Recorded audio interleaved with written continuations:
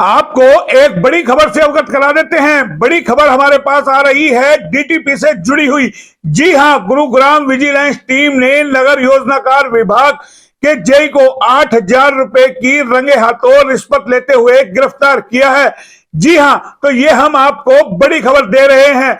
और रिश्वत ली जा रही थी एनओसी के नाम पर, और ये था शिकायतकर्ता कौशली का, जो एनओसी के लिए परेशान था, मगर जेई उससे 8,000 रुपए की रिश्वत की मांग कर रहा था।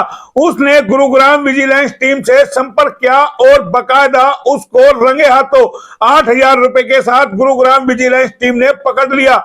जी हां, ये तस्वीरें भी हम आपको दिखा रहे हैं रेवाड़ी के डीटीपी विभाग की, यानी कि जिसका जिम्मा है शहर का, नगर की योजनाएं बनाने का, तमाम ये चीजें हैं। और एनओसी बाकायदा वहां से ली जाती है, किसी को प्लॉट बेचना है और किसी को कुछ करना है, तमाम चीजों की वहां पर जो एनओसी ली जाती है, उसी को लेकर के ये कौशली का शख्स है जो परेशान हो रहा था और जेई के चक्कर लगा रहा था। उससे मांगे गए थे 8,000 रुपए रिश्वत के, और उसने गुरुग्राम विजिलेंस टीम से संपर्क किया और बकायदा उसको 8,000 रुपए देकर के रंगे हाथों पकड़वा दिया।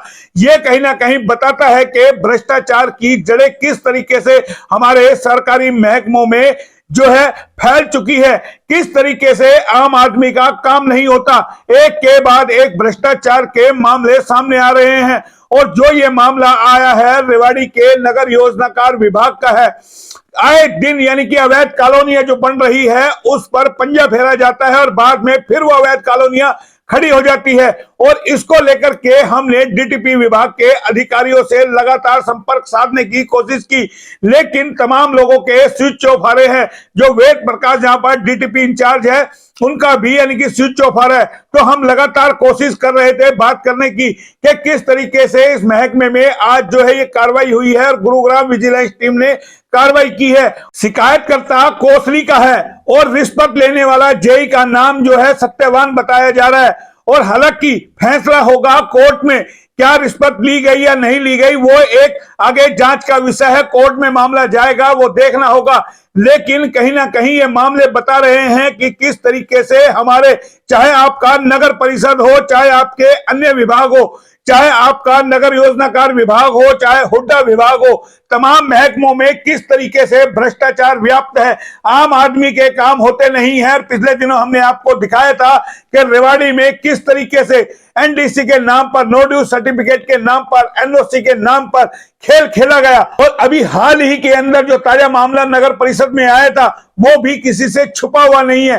किस तरीके से एनडीसी के नाम पर लाखों रुपए मांगे गए, बकायदा उसकी ऑडियो वायरल हुई और उसमें जो ईओ है वो यहां से सस्पेंड हुए। तो जाहिर है कि भ्रष्टाचार के मामले जो एक के बाद एक आ रहे हैं सरकारी महकमों में, वो चौंकाने वाले हैं। और सवाल ये उठता है, क्या इन अधिकारियों का अपनी सैलरी में पेट नहीं भरता है?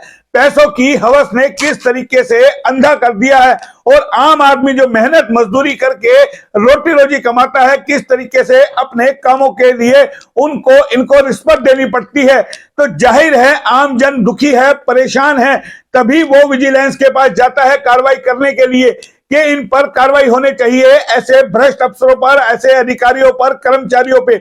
आप समझ सकते हैं जो नगर योजनाकार का जेई है, विभाग का जेई है, उसकी कितनी सैलरी होगी। हालांकि क्या उसका उस सैलरी से पेट नहीं भर रहा है।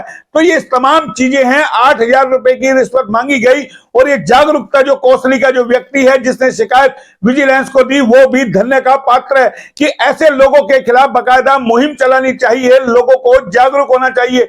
अगर आपसे कोई अधिकारी कर्मचारी काम करने की रिश्वत मांगे तो आम जन को भी जागरूक होना पड़ेगा, तभी इस भ्रष्टाचार पे नकेल लग सकती है।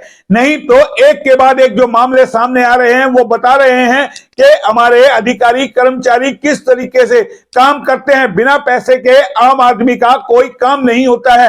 हालांकि जो ये विजिलेंस ने रेड की है और इसके अंदर जो जेई को गिरफ्तार किया है, सत्यवान नाम इसका बताया जा रहा है जेई का, और 8,000 रुपए की रिश्वत के साथ रंगे हाथों जो इसको गिरफ्तार किया है, उसका फैसला अभी कानून करेगा, कोर्ट करेगी।